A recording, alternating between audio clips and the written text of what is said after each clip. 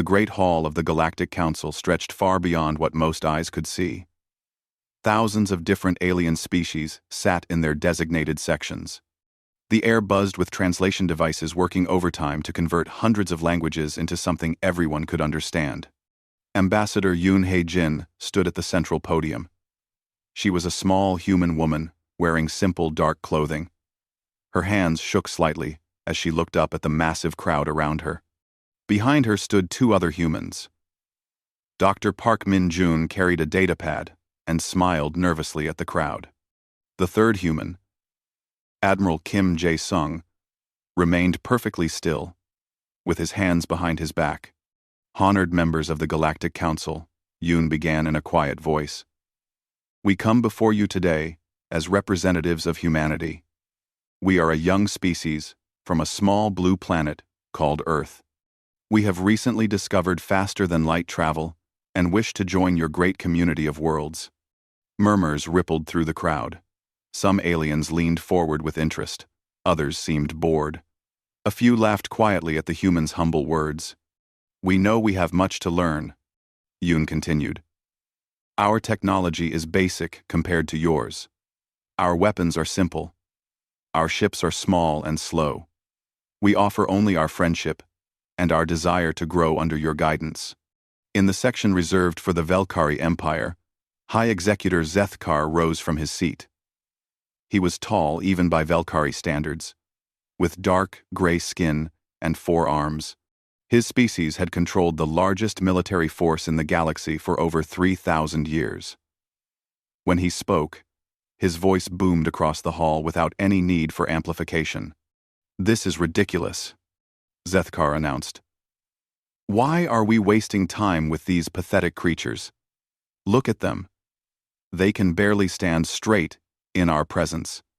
Their ambassador shakes like a leaf in the wind. Many aliens turned to look at the humans again. Yoon did appear nervous. Her hands continued to tremble as she gripped the podium. Doctor. Park kept glancing around the room as if he expected someone to attack him at any moment. Only Admiral Kim seemed calm. But even he looked small and insignificant compared to the massive aliens surrounding them. The Velkari Empire has reviewed these humans' pathetic excuse for a civilization, Zethkar continued. Their largest ships are smaller than our cargo vessels. Their most powerful weapons could not damage our shields. They have not even managed to colonize their entire solar system. Yoon stepped forward slightly. High Executor, we understand that we are not yet ready for full membership.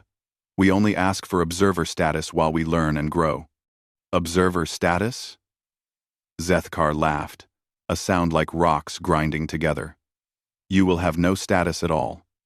The Velkari Empire hereby claims your solar system as our property. Consider this a formal declaration of war. The hall fell silent. Even the translation devices seemed to pause for a moment. Dr. Park's eyes went wide. He grabbed Admiral Kim's arm and whispered something urgently. The Admiral simply nodded once. You cannot be serious, said Council Speaker Orthdal, an ancient being whose species had helped found the Council millions of years ago.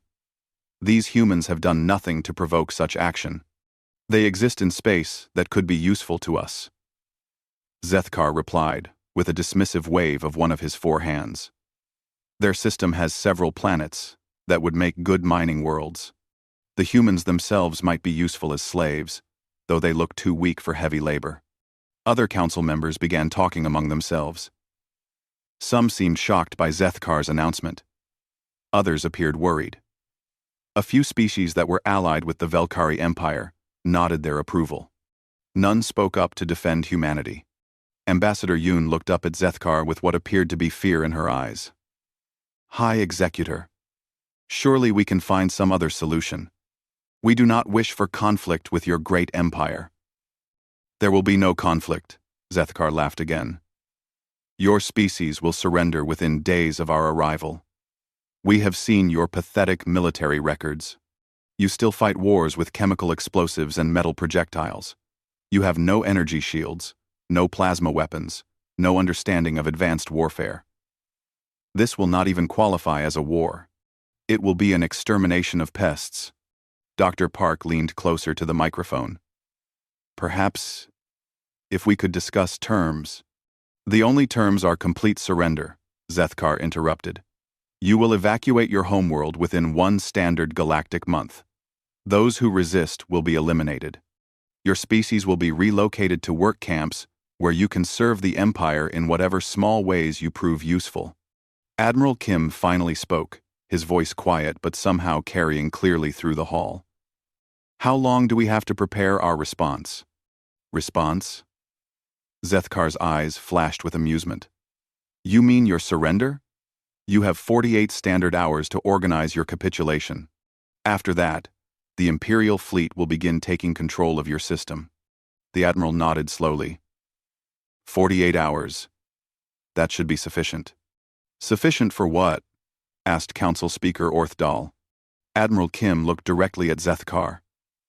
To prepare our response to the High Executor's declaration. Something in the human's tone made a few aliens shift uncomfortably in their seats. Dr. Park was no longer looking nervous. Instead, he was taking detailed notes on his datapad, recording everything that was being said.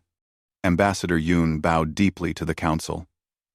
We thank the honored members for allowing us to speak today.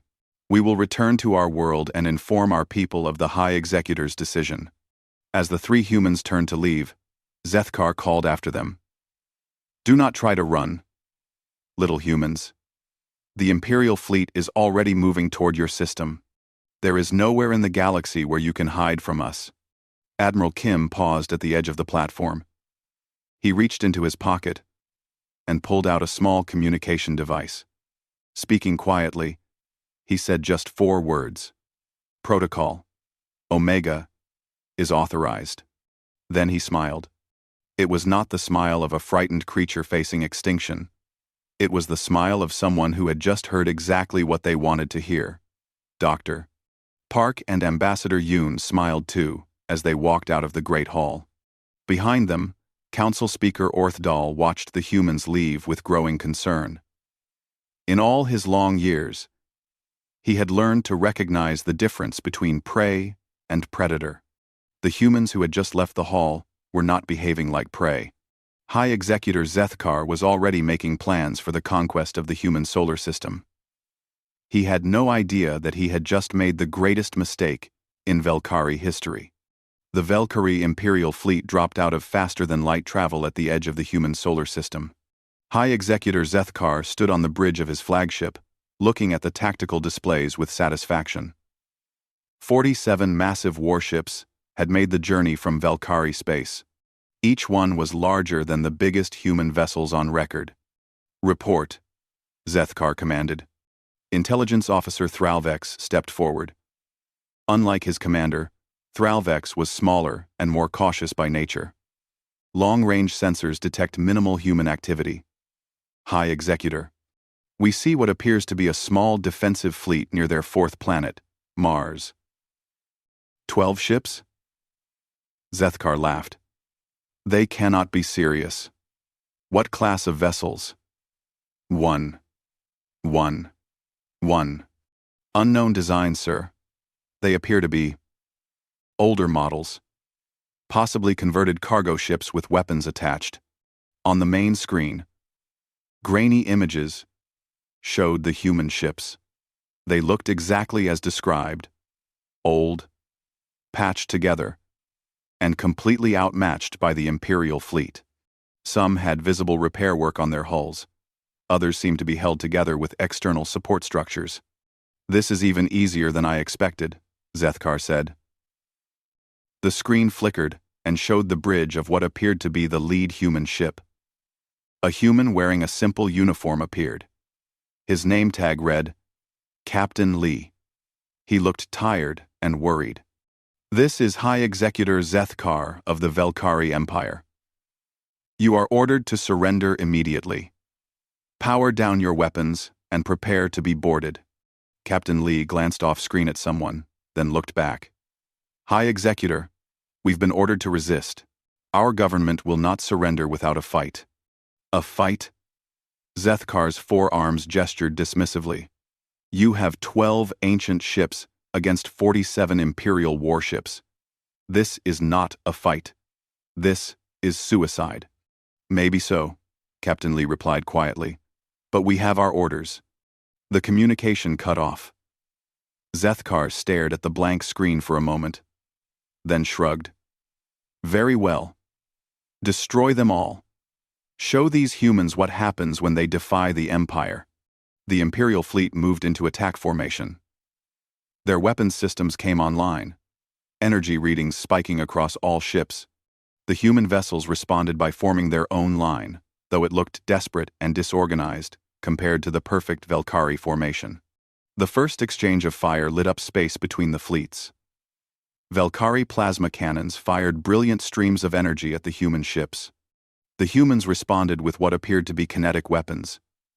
Metal projectiles fired at high speed. Kinetic weapons, Thralvex observed, just as our intelligence suggested. Primitive technology. But something was wrong. The human ships moved faster than expected. Their kinetic weapons hit harder than they should have. 2 Velkari ships reported shield damage from the first exchange. How are their primitive weapons affecting our shields? Zethkar demanded. Before anyone could answer, the human fleet began to retreat. Their ships turned and fled toward the inner planets, firing behind them as they ran. It looked exactly like what everyone expected. Outmatched defenders running from superior forces. Follow them, Zethkar ordered. Do not let any escape. The Imperial fleet pursued the fleeing humans deeper into the solar system. The chase continued for several hours, with the humans fighting running battles as they fell back. Ship after ship seemed to take damage and fall behind. By the time the fleets reached Mars, only 3 human vessels remained in fighting condition. Land the invasion force, Zethkar commanded. Take the planet and establish our base of operations. We will use this world as a staging area for the conquest of their homeworld. Velkari troop transports descended through Mars' thin atmosphere toward the human colonies. Intelligence reports suggested the colonies were small, barely defended settlements, with maybe a few thousand civilians total. The first transports landed near the largest settlement, New Sol. Velkari soldiers poured out of their ships, expecting to find terrified civilians hiding in their homes. Instead, they found empty streets and an eerie silence. Where are the humans? Asked Colonel Vextar, as his troops spread through the settlement. They found their answer quickly. The humans had not fled. They had prepared. What followed was not a battle but a nightmare for the Velkari forces. Human civilians appeared from hidden positions throughout the settlement. But these were not ordinary civilians. They moved with military precision. They used weapons that seemed far more advanced than anything in the intelligence reports. Every shot found its target. Every movement was calculated. These are not civilians, Vextar reported back to the fleet. These are trained soldiers. Impossible, Zethkar replied. Our intelligence shows this is a civilian settlement. Then your intelligence is wrong, High Executor. My troops are taking heavy casualties. These humans fight like they have been preparing for this invasion their entire lives. More troubling reports came in from across Mars. Every human settlement was heavily defended. Every civilian seemed to know exactly what to do when the invasion began. The humans had weapons that worked better than they should. Their tactics were flawless. Their resistance was fierce. How many Velkari have we lost? Zethkar asked, after 6 hours of fighting. 3,000 soldiers, High Executor, Thralvex reported quietly. The humans have lost approximately 200. 200? Against 3,000 of our elite troops? Yes, sir. And, High Executor, we intercepted a human communication. One of their defenders said something troubling. What did they say? Thralvex checked his datapad. Quote, these weapons we hoped never to use again. It suggests they have been holding back their real military capabilities. Zethkar stared at the tactical display.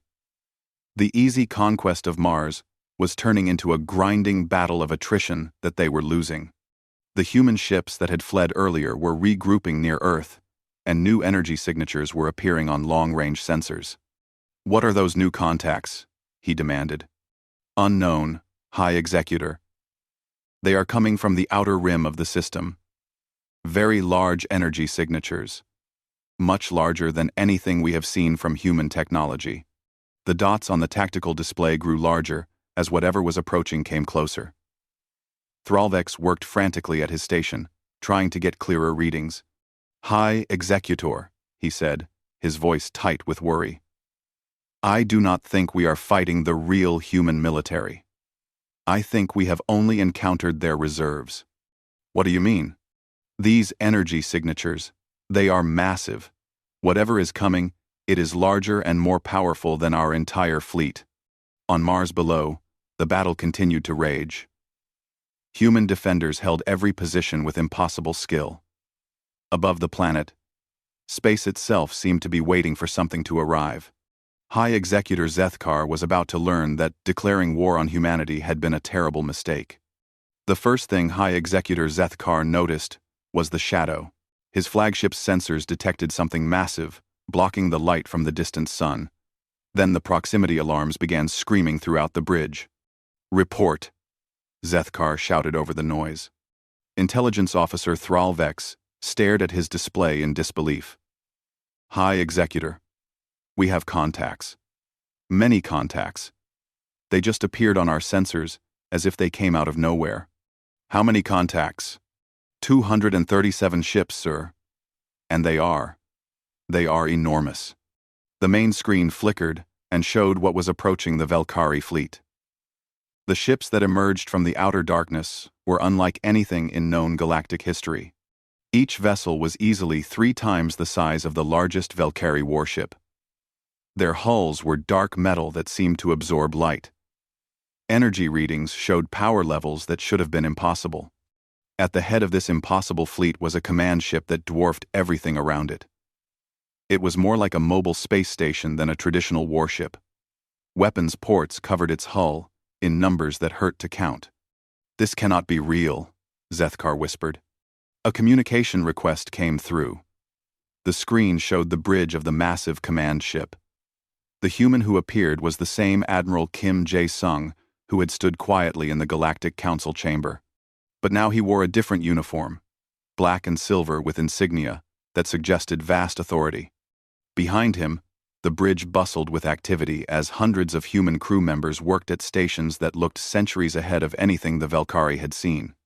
"High Executor Zethkar," Admiral Kim said calmly.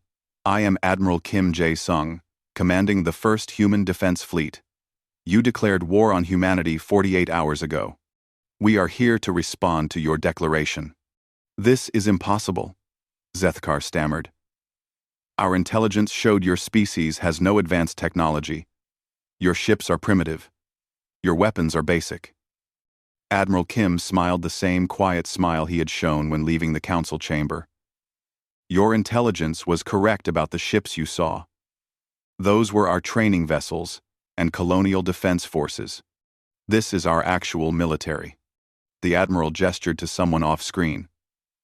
New images appeared showing the battle for Mars. But these images were different from what the Velkari had been seeing. They showed human defenders using weapons that fired energy beams instead of kinetic projectiles. They showed human soldiers moving with coordination that suggested advanced communication systems and tactical computers. "The humans you have been fighting on Mars are our retired veterans," Admiral Kim explained. "They volunteered to defend the colonies using older equipment, so you would not learn about our real capabilities too quickly. Even in retirement, they are superior soldiers to your best troops." On Mars, General Lee So-young coordinated the defense from a command center that had been hidden beneath New Seoul. She was a small woman like Ambassador Yoon, but when she spoke, entire battalions of human defenders moved with perfect precision. "All units, the fleet has arrived," she announced. "Begin Phase 2, operations." What happened next changed everything the Velkari thought they knew about warfare. The human defenders on Mars stopped pretending to struggle. They emerged from hidden positions with weapons that cut through Velkari armor like it was paper. They moved with speed and precision that made the Velkari soldiers look slow and clumsy by comparison. Within 30 minutes, every Velkari soldier on Mars was either dead or captured. The invasion force that had taken 6 hours to partially secure one settlement was completely eliminated in half an hour. How is this possible? Zethkar demanded. Admiral Kim's expression grew serious. High Executor, let me explain something about humanity. We are what your biologists would call apex predators. On our world, we evolved to hunt and kill creatures much larger and stronger than ourselves. We developed intelligence and tool use because we needed them to survive. The Admiral paused and looked directly at Zethkar. When we developed space travel, we discovered something troubling. The galaxy was full of peaceful species who had never known real predators. They had grown soft and weak. They could not defend themselves against truly dangerous threats. What threats? Thralvex asked, though he was beginning to fear the answer. Species like the Devourers, Admiral Kim replied. You may have heard legends about them. A race of creatures that consumed entire civilizations. They spread across the galaxy 5,000 years ago, destroying everything in their path. Zethkar had heard those legends. Every species had stories about the Devourers. Nightmare creatures that appeared without warning and left only empty worlds behind them. But they were just stories. The Devourers had vanished mysteriously and were considered extinct. The Devourers were real, Admiral Kim continued, and they were not defeated by any of the civilized species they attacked. They were defeated by humanity. Images appeared on the screen, showing ancient human warships in battle with creatures that defied description. The Devourers were living ships, part biological and part technology, that consumed everything they touched. The battles shown were vicious beyond anything in modern galactic warfare. We hunted them down systematically, Admiral Kim said. Every last one. It took us 300 years, but we made them extinct. We did this to protect the other species in the galaxy, most of whom never even knew the threat existed. Dr. Park Min-jun appeared on a smaller screen. He was no longer the nervous scientist from the council chamber. Instead, he looked like what he actually was, one of the galaxy's leading experts on xenobiology and warfare.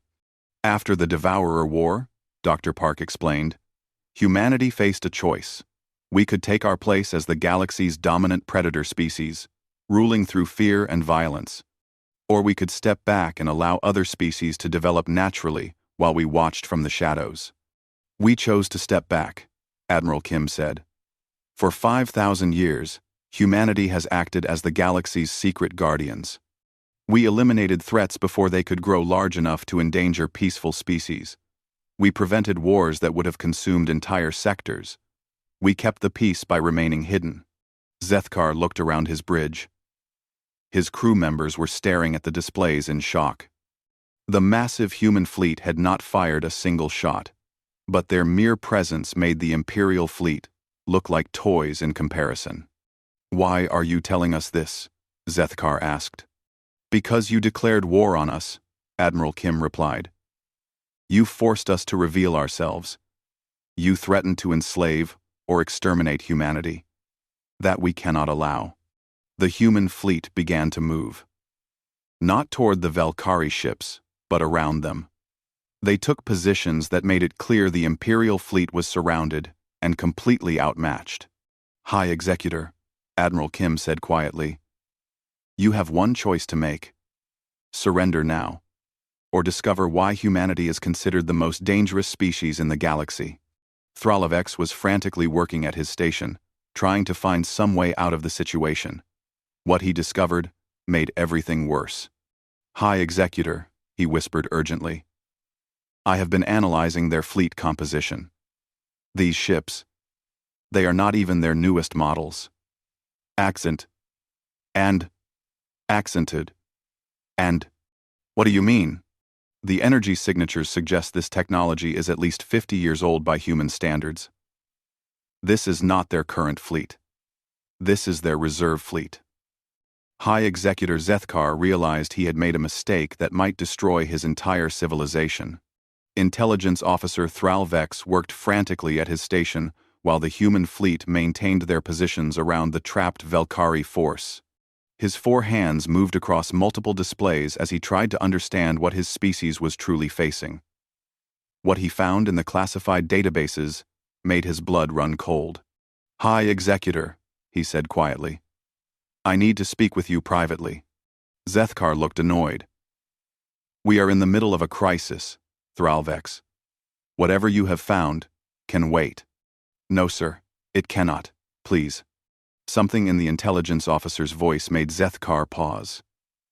He had known Thralvex for 20 years. The smaller Velkari had never sounded this frightened before. "Very well."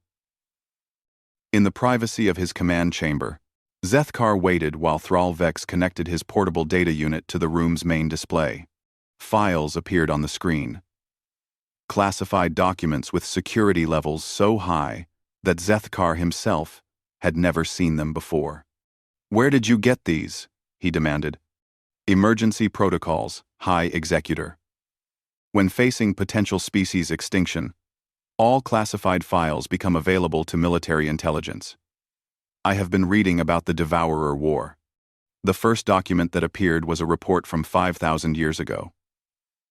It detailed the sudden disappearance of the Devourer fleets that had been terrorizing the galaxy. At the time, military analysts had assumed the creatures had simply moved on to other regions of space.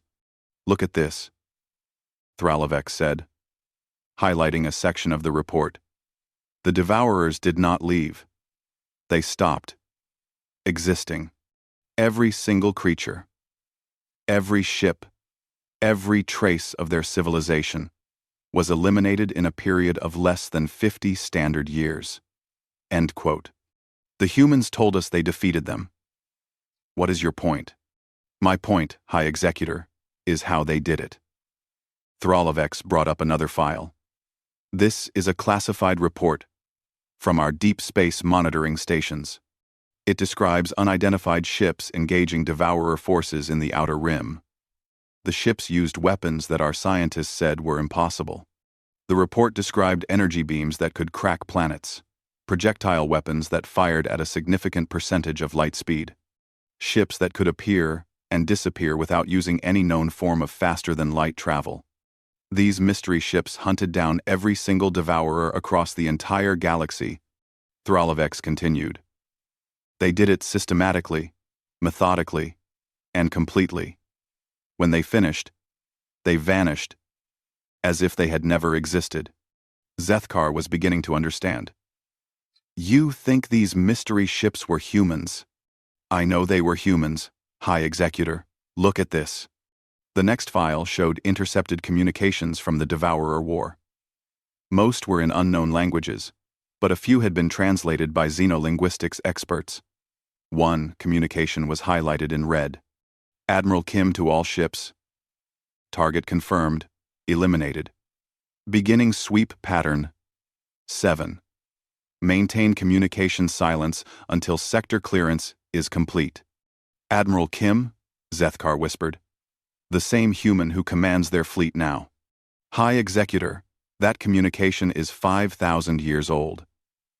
Either humanity has extremely long lifespans, or Kim Jae-sung is a title passed down through their military hierarchy. Either way, the implications are terrifying." Thralvex brought up more files. Records of mysterious disappearances throughout galactic history. Aggressive species that suddenly became peaceful. Pirates and raiders who vanished without explanation. Diseases that appeared to spread naturally, but stopped just before reaching critical population centers. Every major threat to galactic peace over the past 5,000 years has ended mysteriously, Thralvex said. Species that should have conquered entire sectors suddenly collapsed. Weapons that could have destroyed civilizations never functioned properly. Natural disasters that seemed aimed at only the most dangerous military installations. You are suggesting that humanity has been manipulating galactic history for millennia. Not manipulating, High Executor. protecting. They have been eliminating threats before those threats could harm other species. They have been the galaxy's guardians, and no one knew. The two Velkari stared at the evidence in silence. Outside, the human fleet waited patiently for their response to Admiral Kim's ultimatum. "There is more," Thralvex said reluctantly. "I found records of previous species that declared war on humanity." Previous species? The Geltok Empire, 800 years ago. The Morth Collective, 300 years ago. The Bloodclaw Confederation, 100 years ago. All of them were aggressive military powers. All of them declared war on humanity after detecting human colonies in space they wanted to claim. What happened to them? Thralvex was quiet for a long moment. "They do not exist anymore, High Executor. Their worlds are empty. Their populations are gone. According to galactic records, they all suffered internal collapses or natural disasters. But the timing was always shortly after they threatened humanity." Zethkar felt something he had never experienced before in his long military career. True fear. "How many humans are there?" he asked. "Unknown. Their colonies appear small and peaceful, but if they have been hiding their true nature for 5,000 years, they could have populations and industrial capabilities beyond anything we can measure." A communication request came through to the ready room. Admiral Kim appeared on the screen, still waiting patiently on his command ship. "High Executor, we need your decision. Surrender, or face the consequences." "What consequences?" Zethkar asked, though he thought he already knew. Dr. Park Min-jun joined Admiral Kim on the screen. "High Executor, let me explain something about human nature. We do not enjoy violence. We do not want to be conquerors or rulers. But we are very, very good at eliminating threats. The species that threatened us in the past," Dr. Park continued, "gave us no choice but to remove them completely. They would not accept peaceful coexistence. They could not be reasoned with or reformed. So we made sure they could never threaten anyone again." "You committed genocide," Zethkar said. "We prevented genocide," Admiral Kim corrected. "The species we eliminated were themselves planning to destroy peaceful civilizations. We simply acted first." General Lee So-young appeared on another part of the screen. "High Executor, your species has a choice that others did not. You can surrender and accept our terms, or you can force us to treat you as an existential threat to galactic peace." "What are your terms?" Thralvex asked. "Complete disarmament of your military forces," Admiral Kim replied. "Dissolution of the Velkari Empire as a political entity. Supervision of your species by human peacekeepers until you demonstrate that you can coexist peacefully with other civilizations. And if we refuse, then we will ensure that the Velkari never threaten anyone again. The choice is yours." The communication ended, leaving Zethkar and Thralvex alone with the truth. They had declared war on a species that had been secretly protecting the galaxy for 5,000 years. A species that had made other aggressive civilizations completely disappear from history. "High Executor," Thralvex said quietly, "I recommend complete surrender. Immediately." Zethkar looked at the displays, showing the massive human fleet surrounding his forces. For the first time in his military career, he faced an enemy that was truly superior in every possible way. The question was whether his pride would let him save his species, or whether the Velkari would join the list of civilizations that had simply vanished from galactic history. High Executor Zethkar stood alone on his bridge, staring at the tactical display that showed his fleet completely surrounded by human warships. His crew waited in tense silence for his decision. Around the bridge, officers who had served the Velkari Empire for decades looked at their commander with fear in their eyes. Intelligence Officer Thralvex approached cautiously. "High Executor, Admiral Kim, is requesting a response to his ultimatum." Zethkar closed his eyes. In his long military career, he had conquered dozens of worlds and defeated hundreds of enemy fleets. He had built the Velkari Empire, into the most feared military force in the galaxy. Now he faced the choice between his personal pride and the survival of his entire species. "Open a channel to Admiral Kim," he said quietly. The main screen showed the bridge of the human command ship. Admiral Kim waited patiently, his hands folded behind his back. Behind him, human officers worked at their stations with calm efficiency. These were not the desperate defenders Zethkar had expected to face. These were professionals who had been preparing for this moment for generations. "Admiral Kim," Zethkar began, his voice heavy with defeat. The Valkyrie Empire formally surrenders to humanity. We accept your terms completely, and without condition." A murmur of shock ran through the Valkyrie bridge crew. Many had expected their commander to choose death before surrender. But Thrall Vex had shown Zethkar the truth about what happened to species that chose to fight humanity to the end. Admiral Kim nodded slowly. "Thank you, High Executor. That was a wise decision. Stand by for further instructions." The communication ended temporarily, while Admiral Kim consulted with other human commanders. During the pause, Zethkar turned to face his crew. "I know this is difficult," he told them. "But we have learned something important today. The Valkyrie Empire was built on the belief that we were the strongest force in the galaxy. We were wrong. We must now learn to live in a galaxy where humanity sets the rules." The screen activated again. This time, Dr. Park Min-jun appeared alongside Admiral Kim.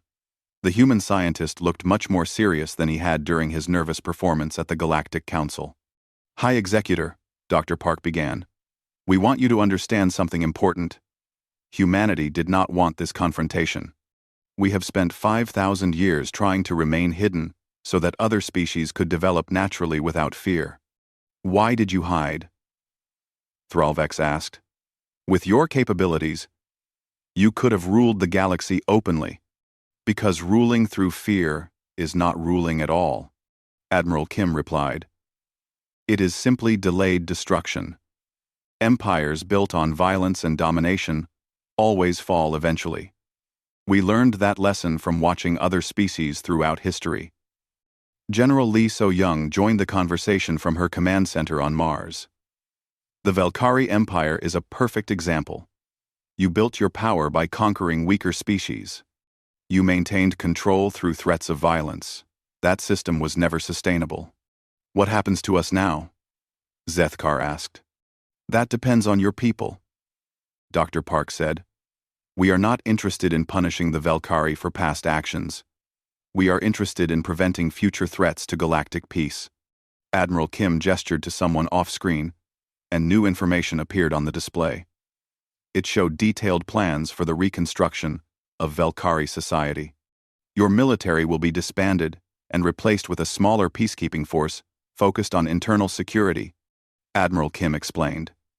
"Your government will be restructured to include representatives from the species you previously conquered. Your industrial capacity will be redirected toward peaceful purposes." "You are not going to eliminate us?" Zethkar asked in surprise. "High Executor," General Lee said with something that might have been a smile, "we are not the monsters your propaganda painted us as. Humanity's goal has always been to protect life, not destroy it. Your species can have a future, but it will be a peaceful one." Dr. Park brought up another display showing examples from galactic history. "We have done this before with other aggressive species. The Keltar were once raiders who attacked merchant ships throughout the Outer Rim. Today, they are respected traders and explorers. The Vorth used to be conquerors who enslaved primitive worlds. Now, they are teachers who help developing civilizations. You help them change instead of destroying them? We gave them the same choice we are giving you," Admiral Kim said. "Accept guidance toward a peaceful existence, or face elimination as a threat to galactic stability. Most species, when they understand the situation clearly, choose peace." Ambassador Yoon Haijin appeared on the screen, back in her role as a diplomat. But now her nervousness was gone, replaced by quiet confidence. "High Executor, Humanity is preparing to reveal our true role to the Galactic Council, she said. For too long, we have worked in secret. It is time for the galaxy to understand that there are guardians watching over the peaceful species. The Council will accept this? Thralavex asked. The Council has no choice, Admiral Kim replied matter-of-factly. We have been protecting them for millennia. They will learn to accept open protection, rather than secret guardianship. General Lee activated another display showing human ships throughout the galaxy. Our fleets have been positioned at strategic locations for centuries. We have bases in empty systems that no other species has discovered. We have technology that makes faster-than-light travel look primitive. How many ships do you have? Zethkar asked. Enough, Admiral Kim said simply. High Executor, let me be very clear about humanity's position. We do not want to rule the galaxy, but we will not allow anyone else to rule it through violence either. The age of military empires is over. Do. Dr. Park smiled for the first time in the conversation. But this is actually good news for everyone. Without the threat of aggressive species, peaceful civilizations can focus on exploration, science, art, and culture. The galaxy will become a much more interesting place. What about our colonies? Zethkar asked. Our people on conquered worlds? They will be offered the choice to return to Valkyrie space, or remain where they are as citizens of the worlds they have made their homes, Ambassador Yoon explained. The species you conquered will regain their independence, but we will encourage cooperation, rather than revenge. Admiral Kim stepped forward on the screen. Hi, Executor.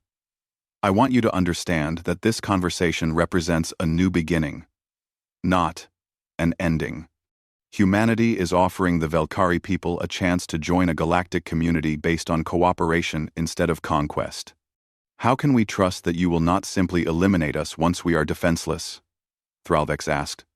Because, General Lee said, if we wanted to eliminate you, you would already be gone.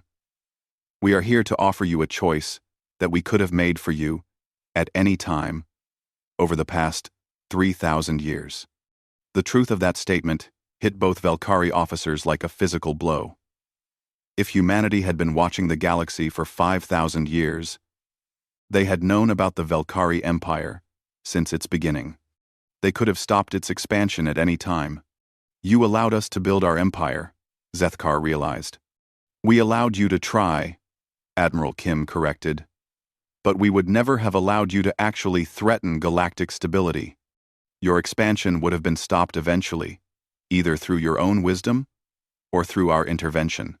Today, we are offering you the chance to change course voluntarily, Dr. Park said. To become part of the solution instead of part of the problem. High Executor Zethkar looked around his bridge one more time. His officers were listening to every word of the conversation. Many seemed relieved that surrender had not meant death or enslavement. Admiral Kim, Zethkar said formally, the Valkyrie people accept humanity's guidance. We will work to become worthy members of the galactic community. Thank you, High Executor. Welcome to the real galaxy, where cooperation is stronger than conquest. As the human fleet began to organize the peaceful transition of the Valkyrie Empire, a new message was transmitted to the Galactic Council. It was time for the galaxy to meet its guardians openly and begin a new chapter in galactic history.